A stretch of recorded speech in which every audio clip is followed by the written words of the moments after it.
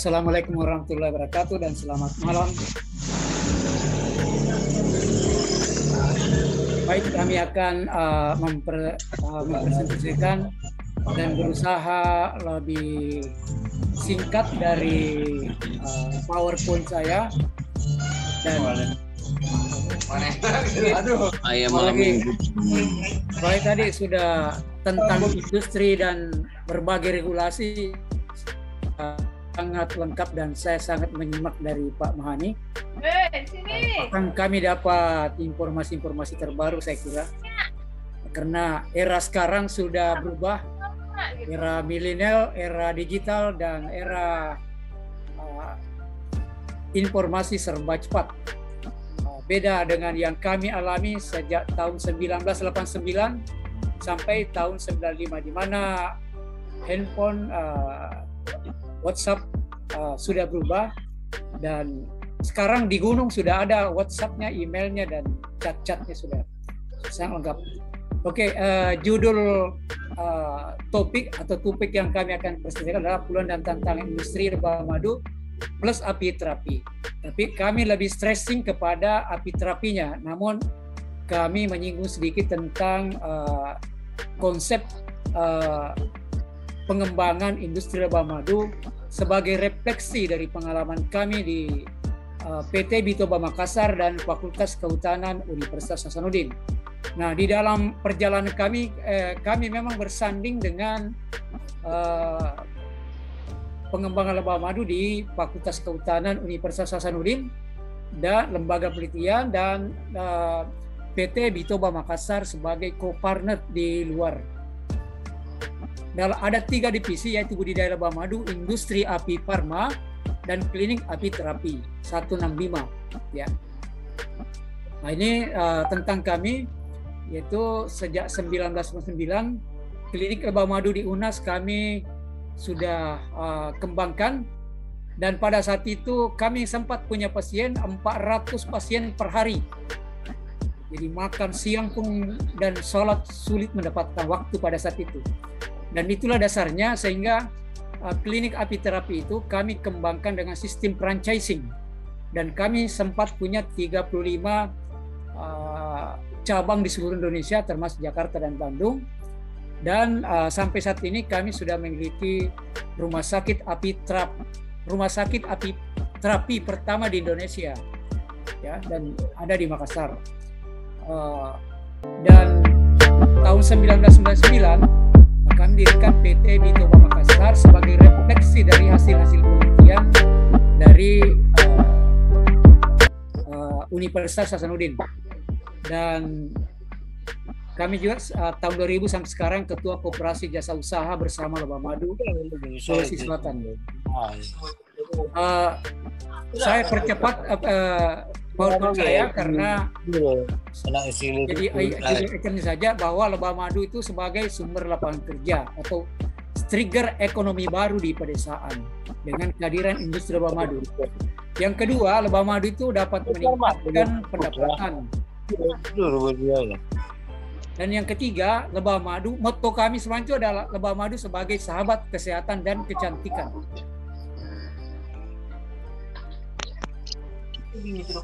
Dan ini rekaman kegiatan industri lebah madu di Makassar di industri kami. Saya kira tinggal dibaca pada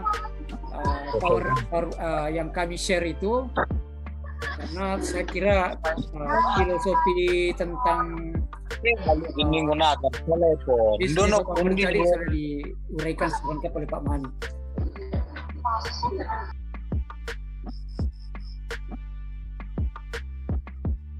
Ini produk industri dan pelayanan kesehatan.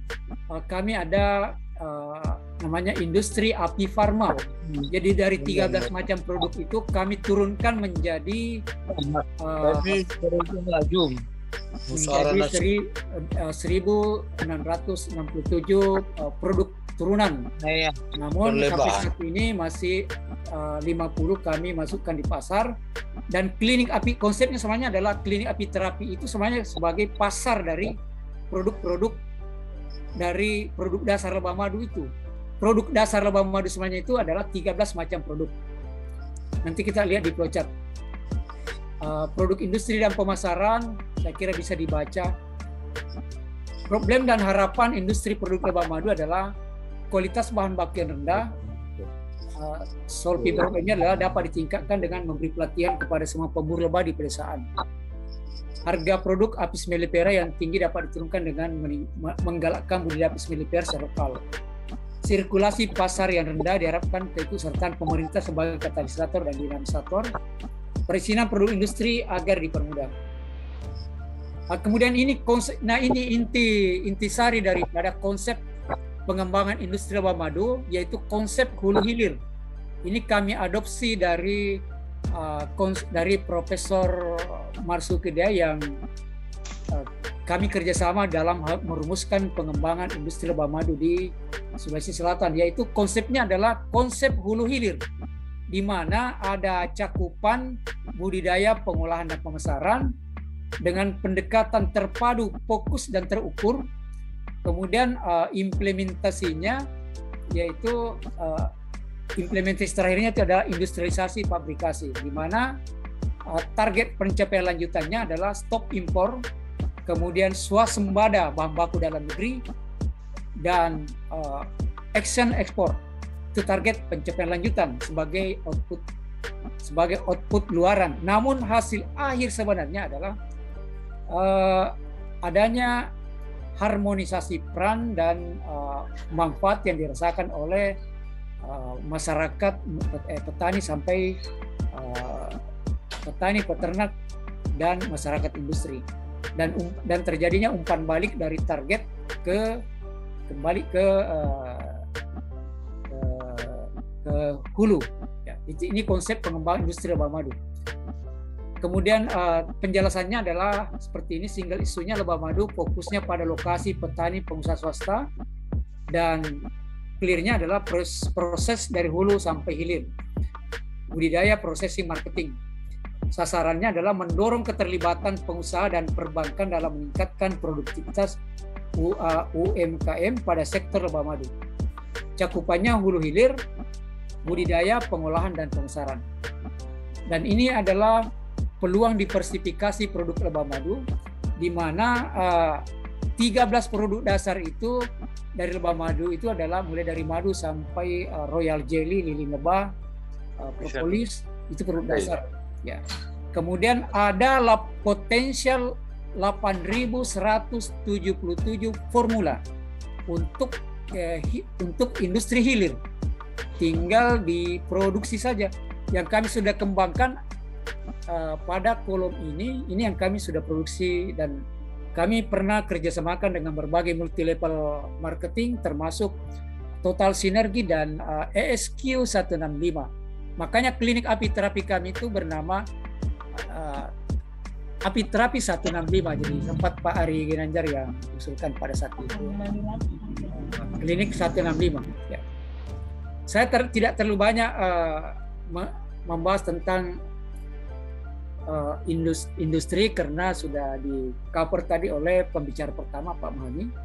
Saya hanya merefleksikan apa yang kami alami di PT di Toba Makassar sebagai refleksi pada industri lebah madu yang menampung produk-produk lebah madu di Indonesia bagian timur. Nah, saya masuk ke materi inti, yaitu Apiterapi 165, prospek dan tantangan. Ya. Apakah sebenarnya yang dimaksud apiterapi itu? Nah, apiterapi selama ini banyak yang menginterpretasi itu sengatan tok saja, sengatan lebah madu. Padahal sebenarnya apiterapi itu adalah penggunaan sengatan lebah atau perpaduan atau kombinasi dari produk-produk lebah madu yang lain. Bisa sengatan plus produk-produk lebah madu lainnya, plus makanan dan minuman lain yang berkhasiat obat atau terapi.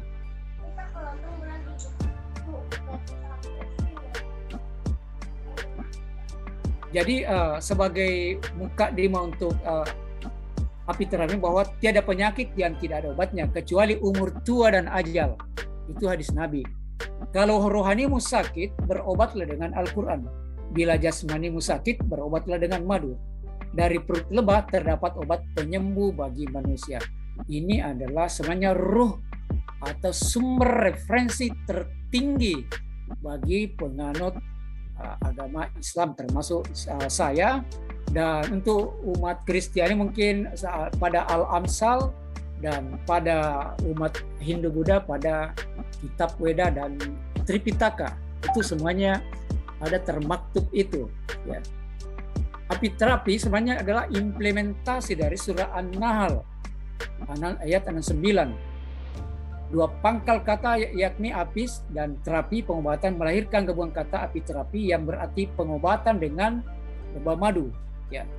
Apiterapi pengobatan dengan lebah adalah implementasi An-Nahl 69 yang mengatakan dari perut lebah terdapat obat atau penyembuh bagi manusia. Inilah sebenarnya pijakan ilahianya ya, bagi yang beragama Islam. Namun referensi tentang literatur ilmiah sebenarnya tentang apiterapi itu sudah banyak di Eropa, Amerika, dan bahkan kami peroleh bukunya dari Rusia. Dan itu sebenarnya bisa dijelaskan secara ilmiah. Hanya di Indonesia itu sebenarnya masih tabu ya, bahkan kami masih digolongkan sebagai pengobatan alternatif ya. Terakhir kami digolongkan pengobatan alternatif oleh Sentra P3T Dinas Kesehatan. Nah, namun sebagian menganggap bahwa itu pengobatan tradisional ya. Bahkan ada yang menyetarakan dengan perdukunan ya. Jadi saya kira ini refleksi gambaran hasil industri produk lebah madu. Kesembuhan apiterapi adalah takdir ya, dan kadar ya. Apiterapi adalah kadar dan kesembuhan adalah kadar. Doa pasien yang soleh akan merubah kadar dan kadar. Sembuhkan dirimu dengan doa setelah berobat dengan apiterapi. Kajian apiterapi sebagai sarana pengobatan yang efektif ya. Dan sebagai informasi bahwa kami juga sudah pernah dievaluasi secara ilmiah oleh Sentra P3T Dinas Kesehatan Provinsi Selatan, dan ada mahasiswa S2 juga dari UI yang menulis tentang pelaksanaan apiterapi yang dilaksanakan oleh PT Bitoba Makassar. Intinya bahwa apiterapi yang kami terapkan itu adalah bisa dipertanggungjawabkan secara ilmiah, rasional, alami, dan ilahiyah.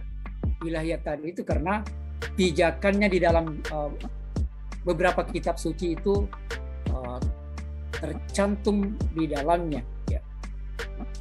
Kajian apiterapi sebagai sarana pengobatan yang efektif. Efektivitasnya ini sudah dilakukan kajian oleh berbagai riset, dan manuskripnya kami sudah simpan di dalam manuskrip di Fakultas Kehutanan. Pertama, apiterapi tumbuh bersama dengan akar budaya masa lampau sampai kini. Semua agama wahyu menganjurkan umatnya berobat dengan produk lebah madu.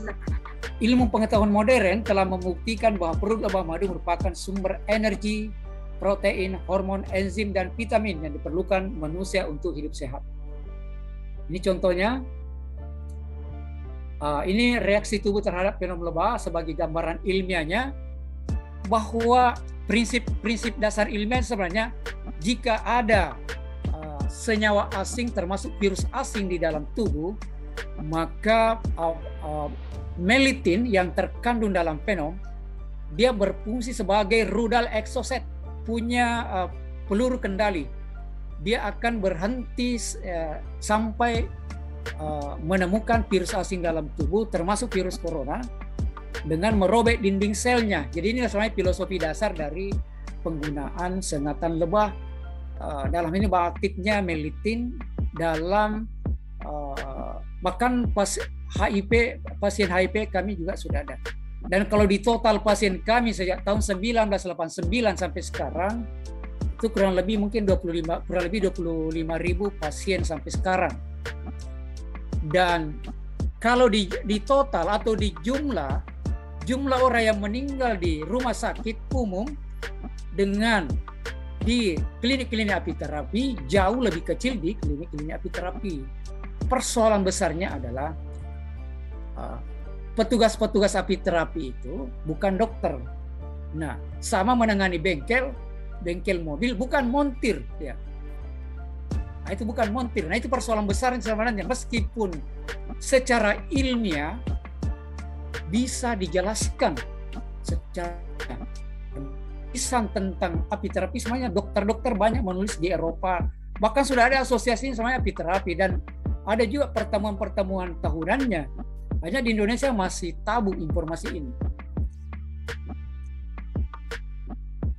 Ini sebagai contoh produk lebah madu yang digunakan untuk mengobati penyakit jantung. Ini contoh pengobatan apiterapi 165. Ini di Pharma Masari, di PT Bitoba. Ini yang kami punya produk dalam rangka pengembangan Bi Pharma. Nah, impian apiterapi 165 di masa datang adalah apiterapi 165 berkembang sebagai pengobatan religius rasional yang dapat disetarakan dengan metode pengobatan Barat dan Timur. Karena ada dua kutub pengobatan di Indonesia sebenarnya. Ada kutub timur dan ada kutub barat. Ya, kutub barat itu termasuk dokter yang melakukan dengan protokoler dokter. Sementara kutub timur itu seperti jamu-jamuan dan pengobatan-pengobatan herbal dari China dan Timur Tengah. Nah, ini ada dua kutub. Tapi sebenarnya bisa dipertemukan dalam suatu kajian ilmiah dan bisa setara. Nah, inilah impian di masa datang. Ya. Nah, ini saya kira saya tidak perlu jelaskan ini, madu saya kira ini hanya contoh produk yang bisa dijadikan pengobatan dengan produk-produk lebah madu. Nanti dibaca saya kira. Nah, ini juga saya mau informasikan bahwa racun lebah sebenarnya itu bukan racun, tapi itu protein ya, bukan racun. Saya juga pernah ditegur satu kali ya, itu oleh ahli biokimia bahwa, nah ini yang berkembang di masyarakat bahwa fenom lebah itu adalah racun, padahal sebenarnya itu protein, makanya banyak orang alergi. Nah, ini khasiat bergantung pada kandungannya. Ya. Inilah bahan atau kandungan dan khasiat berbagai produk lebah yang dijadikan apiterapi. Nah, ini prospeknya ya, prospek. Ini mungkin yang penting. Prospek apiterapi itu pasarnya terbuka luas karena masyarakat kita, apalagi di pedesaan, cenderung ingin pengobatan murah meriah tapi efektif. Ya. Tapi kami beda dengan dukun karena kami bisa jelaskan secara ilmiah dan ilahiyah. Dan kami rasakan betul pada awal-awal berdirinya itu kami punya pasien 400 per hari. Ya. Kemudian sumber lapangan kerja baru. Jadi kalau setiap kabupaten atau kecamatan mendirikan klinik apiterapi, bisa dibayangkan pembukaan lapangan kerja, dan itu adalah pasar bagi peternak. Kemudian sebagai pengobatan alternatif, kemudian pasar produk peternak dan pemburu lebah, ilmiah, alamiah, ilahiyah, dan rasional. Referensi ilmiahnya tersedia cukup banyak. Ini prospek apiterapi. Tantangannya, nah ini tantangan yang mungkin yang sangat penting. Legalitas perizinan masih sulit ya. Bahkan kami menjalani ini cukup berliku, dan pada Ikatan Dokter Indonesia juga kami mendapatkan tanggapan yang sangat beragam. Bahkan di Fakultas Kedokteran pun juga kami mendapatkan tanggapan yang beragam, ada pro, ada kontra, ada yang, dan ini ranahnya sebagian masuk ke ranah medis, kedokteran dan farmasi, sehingga sementara pelaku ini rata-rata peternak kita yang ingin jadi apiteraper. Nah, itu problem utama sebenarnya di sini. Karena ada suatu problem besar di dalam implementasinya jika kita menemukan suatu alergi, terutama anafilaktik shock. kapan anafilaktik shock bisa pingsan, bisa bengkak seluruh badan, dan paling fatal adalah jika terjadi kadar letal, meninggal dunia langsung di tempat. Nah, kalau ini terjadi tanpa izin, tanpa diakui oleh Depkes dan instansi berwenang, larinya ke ranah hukum. Karena alasannya sangat sederhana. Anda peternak, Anda bukan dokter. Dan itu selalu menjadi bulan-bulanan di dalam prakteknya. Makanya ada kriteria sebagai apiteraper, sebagai standar operasional di dalam implementasi klinik apiterapi 165, termasuk license dan kurikulum yang standar, ya, yaitu gabungan antara kurikulum kedokteran, farmasi, dan lebah madu. Nah, background peternak sebagai apiterapi bukan medis, melainkan peternak lebah. Ini tantangan, ya, tantangan. Syarat apiterapi 165. Ini SOP-nya apiteraper kami pada 2 angkatan yang kami sudah sertifikasi atau dapat lisensi untuk membuka seperti praktek dokter. Ya. Pertama, mengerti dunia kesehatan, mengerti dunia lebah, mengerti legalitas, ijazah, sertifikat apiterapi. Kurikulumnya terpadu, lebah madu, farmasi, kedokteran, keperawatan, dan manajemen klinik. Nah, inilah SOP dasar dari apiterapi, seorang apiteraper 165. Nah, ini lebih lanjut SOP kalau kliniknya, SOP-nya adalah ada stasiun lebah bersengat, sarana dan prasarana medis standar, kebersihan, kemudian didampingi atau dibawa pengawasan oleh dokter medis. Karena kalau tidak ada kasus-kasus anafilaktik shock atau alergi yang berat, itu tidak ada masalah sebenarnya. Tapi pada saat ada anafilaktik shock, kalau dia sudah mengikuti pelatihan, cara penanganannya ini sudah diberikan materinya oleh dokter dari Fakultas Kedokteran, jadi nggak ada masalah. Diakui atau izin Depkes dan pemerintah setempat. Apiteraper berijazah, ya, license apiterapi dari lembaga yang kompeten. Sekian dan terima kasih. Inilah saya kira outline dari 2 materi dasar, yaitu refleksi pengalaman mengelola industri api farma di PT Bitoba Makassar dan apiterapi yang kami kembangkan sejak tahun 1989 sampai sekarang dengan sistem franchising, dengan kurikulum lebah madu, kedokteran, farmasi, keperawatan, dan manajemen klinik. Wabillahi taufiq wal hidayah. Assalamualaikum warahmatullahi wabarakatuh.